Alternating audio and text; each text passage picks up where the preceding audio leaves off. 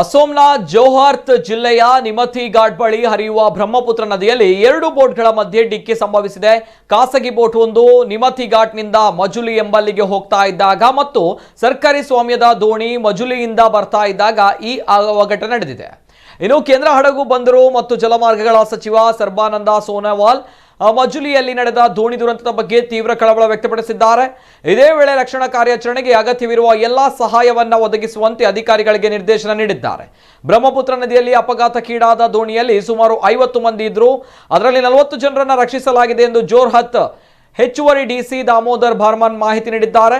ಸದ್ಯ ರಾಷ್ಟ್ರೀಯ ವಿಪತ್ತು ನಿರ್ವಹಣಾ ಪಡೆ ಎನ್ಡಿಆರ್ಎಫ್ ಮತ್ತು ರಾಜ್ಯ ವಿಪತ್ತು ನಿರ್ವಹಣಾ ಪಡೆ ಎಸ್ಡಿಆರ್ಎಫ್ ಸಿಬ್ಬಂದಿ ಶೋಧ ಮತ್ತು ರಕ್ಷಣಾ ಕಾರ್ಯಾಚರಣೆಯಲ್ಲಿ ನಿರತರಾಗಿದ್ದಾರೆ. ಇನ್ನು ಉತ್ತರ ಪ್ರದೇಶದ ಮಿರ್ಜಾಪುರ ಜಿಲ್ಲೆಯಲ್ಲೂ ಕೂಡ ಇದೇ ರೀತಿ ಅವಘಡ ಸಂಭವಿಸಿದೆ. ಇಂದು ಬೆಳಗ್ಗೆ ವಿದ್ಯಾಂಚಲದ ಅಖಾಡ ಘಾಟ್ನಲ್ಲಿ ಗಂಗಾ ನದಿಯಲ್ಲಿ ಪ್ರಯಾಣಿಕರಿದ್ದ ದೋಣಿ ಮಗುಚಿ ಬಿತ್ತು. ಈ ವೇಳೆ ದೋಣಿಯಲ್ಲಿ ಒಂದೇ ಕುಟುಂಬದ 12 ಜನರಿದ್ರು. ಇವರು ರಾಂಚಿಯಿಂದ ವಿಂಧ್ಯಾಚಲಕ್ಕೆ ಹೊರಟಿದ್ರು.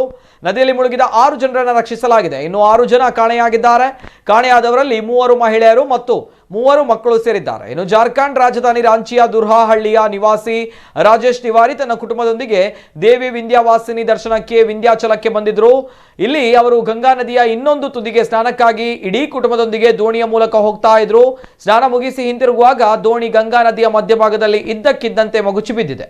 ದೋಣಿಯಲ್ಲಿ ರಾಜೇಶ್ ತಿವಾರಿ ಸೇರಿದಂತೆ 12 ಕುಟುಂಬ ಸದಸ್ಯರಿದ್ರು. ಇವರ ಪೈಕಿ 6 ಜನರನ್ನ ಸ್ಥಳೀಯ ಡ್ರೈವರ್ಗಳ ಸಹಾಯದಿಂದ ರಕ್ಷಿಸಲಾಗಿದೆ. ಇನ್ನುಳಿದಂತೆ 3 ಮಹಿಳೆಯರು ಮತ್ತು 3 ಮಕ್ಕಳು ಸೇರಿದಂತೆ 6 ಜನರು ನಾಪತ್ತೆಯಾಗಿದ್ದಾರೆ. ಸ್ಥಳೀಯ ಪೊಲೀಸರು ಮಾಹಿತಿ ನೀಡಿದ್ದಾರೆ.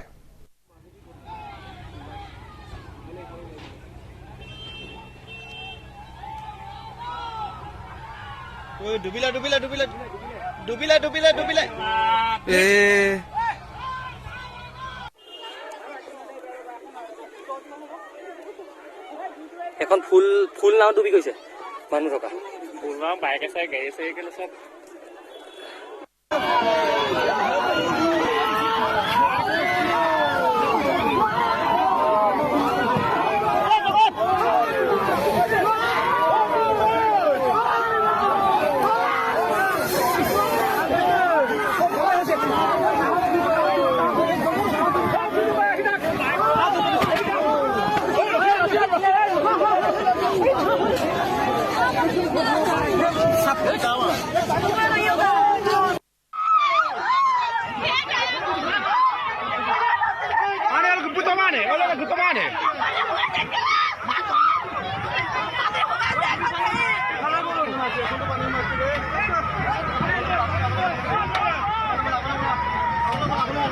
Ei, tu যাব, ei, tu যাব, ei, tu যাব, ei, tu যাব, ei, tu যাব, ei, tu যাব, ei, tu যাব,